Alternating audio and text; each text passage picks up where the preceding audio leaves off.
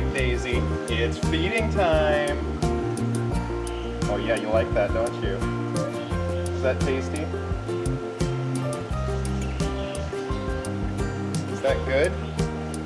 How about that? I think that's enough, right?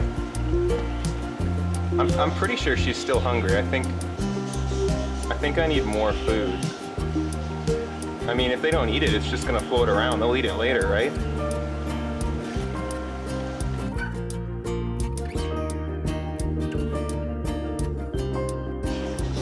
Hello, my fishy friends. I'm here today to talk to you about food. Now, I know all of you know everything needs to eat, but I'm sure you don't know what everything needs to eat.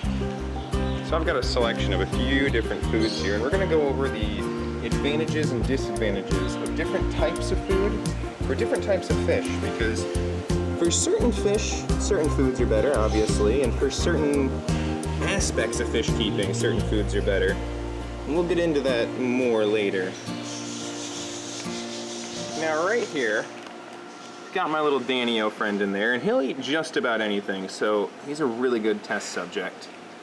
And you can see, no matter how much food I put in, he's only gonna eat what he wants. So there's no point in dumping an entire glass of food into your fish tank just for it to sit on the bottom. I mean, it might give you a nice look, but that's gonna get gross really quickly.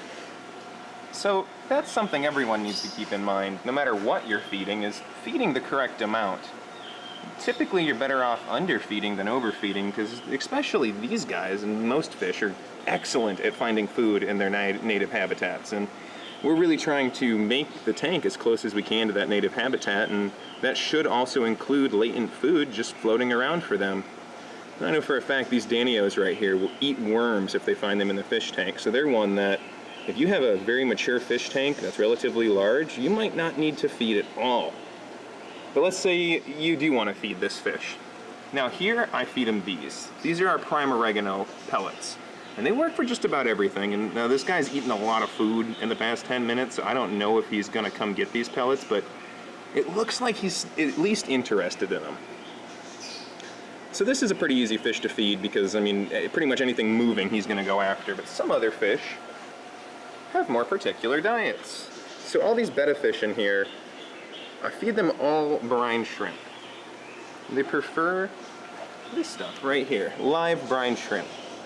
And the reason why you'd want to feed these live brine shrimp over, let's say, these frozen brine shrimp is all of the probiotics and all of the bacteria and enzymes that are contained in these shrimp are lost when you freeze it.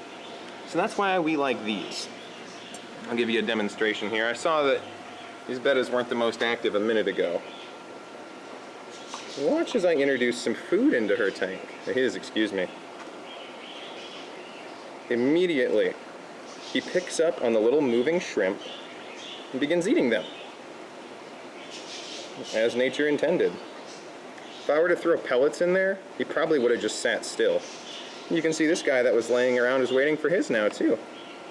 I gotta be careful, because I did feed all these guys already this morning, and I don't want to give them the wrong idea here, but you'll see, he'll go right after those brine shrimp. Which leads me into my next topic. If you're going to be breeding fish, you're probably going to want to be feeding them live food. Now, some fish are bigger than others, so what are you going to feed them? Because obviously, an arowana is not going to want to eat these little brine shrimp. Well, what do they eat in the wild? They eat fish. They eat insects. So we're going to give that to them.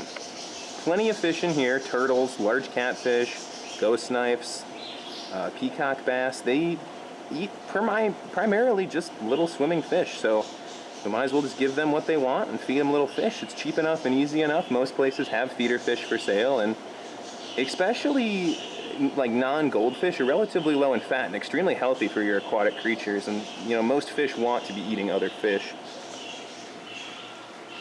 But now let's talk about the size of fish, because obviously, like, these fish right here aren't going to be eating themselves.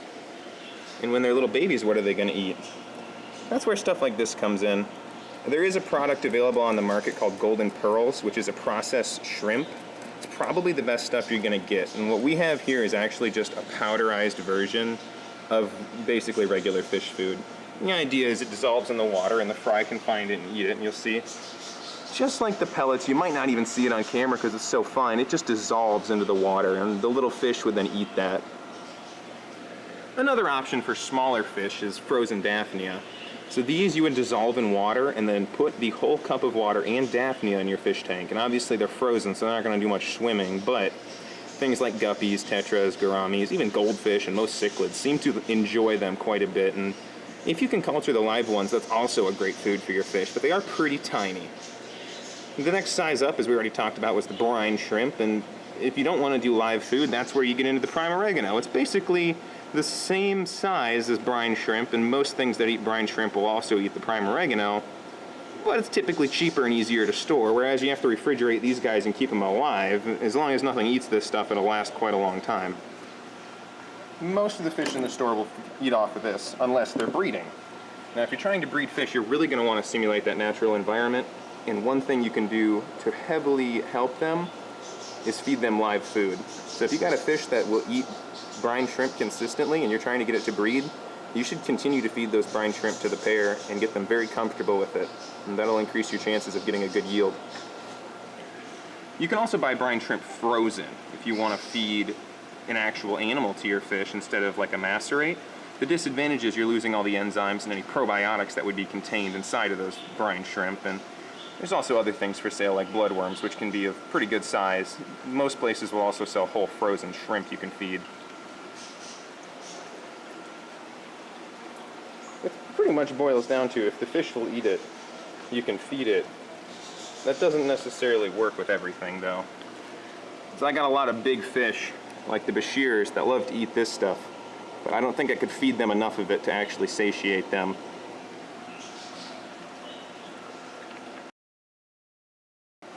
So what I did here is put a grazing ring on the glass, and that's just a solid chunk of food that breaks down in the water, and instead of the fish just grabbing little chunks, they actually have to work at breaking it off. And if you have a large community tank like this, it's very, very entertaining. All the little fish will work at it, and then one big fish will come up for a bite and scare them all away, and then the cycle restarts. It takes them a while to get through there, so if you're somebody who likes to sit and watch your fish eat, this is the perfect food for you. I mean, it'll take them almost an hour to get through that whole ring. A great alternative to pellet foods. So, of course, when you get to larger fish, it changes the way you feed them. This arowana will eat anything we drop in the water, but he runs a very protein-rich diet. We're going to feed him a whole worm. As you can see, it's gone in an instant. If I fed him 5 more worms, he'd eat all of them. So that's an important note. You should be controlling how much your fish eats. Your fish should not be controlling you. If he's hungry, that's too bad. You should be feeding him enough to satiate him. And he's going to complain, and he's going to go to the glass and beg for food. It's your job to take care of him, not feed him when he wants it.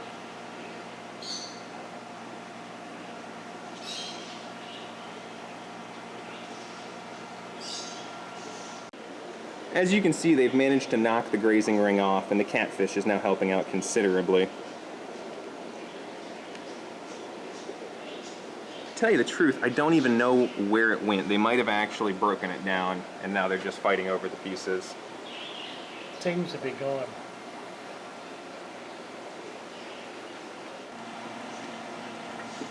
Here's an example of the fact that puffers will eat anything you give them. That's just a worm. You can see they're picking on it, and they're about to eat that whole worm.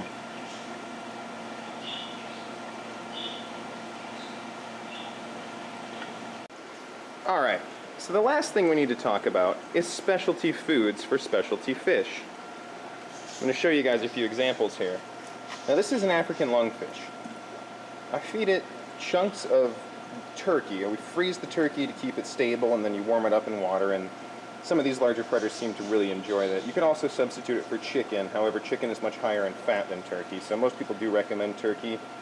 I personally use chicken for my turtles and other predatory fish, and they seem to enjoy it quite a bit. You just got to keep an eye on how much you're feeding. Same thing for these salamanders. We actually feed these guys whole crayfish, so it makes it pretty easy to maintain and handle, since the same places you can collect these guys, you can actually collect crayfish.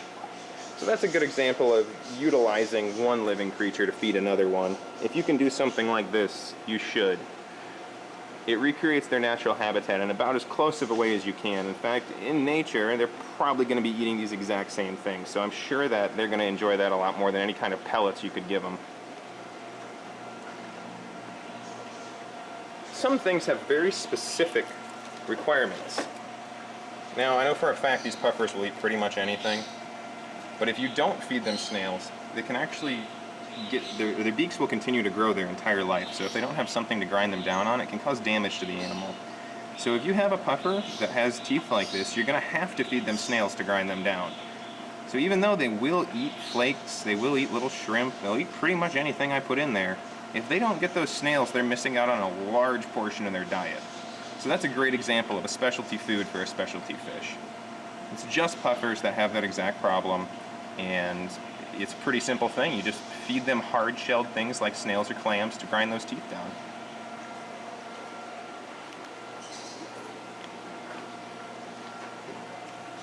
This guy right here is a datnoid. He's interesting because, again, he'll eat whatever I put in there, but what he prefers is ghost shrimp, and that's really what he should be eating. This is a fish that'll get very large and has some very interesting coloration, but gets bored super duper easily.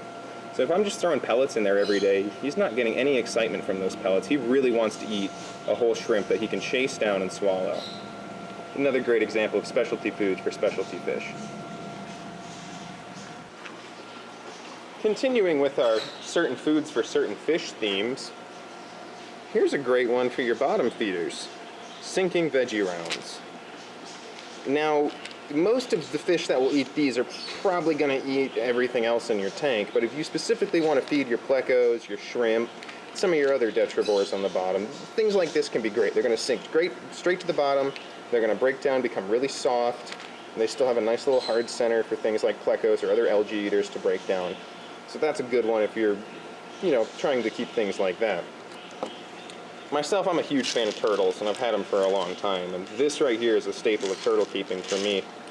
The reason why giving your turtle a balanced diet is important is because they need lots and lots of different nutrients. And I've talked about feeding them chicken before, and that's fine, but you just got to make sure they're getting all those nutrients from somewhere else. If turtles need vitamin C to grow their shell, and they normally are able to process that through UV light. Now, I've heard different people say that if you're giving them, vitamin C, or vitamin A, B, and C in their food, they don't actually need it in the light. So that's something to be said right there, is feed your reptile a balanced diet that has all of the different vitamins it needs, so that you don't have to rely on a light to process them for you.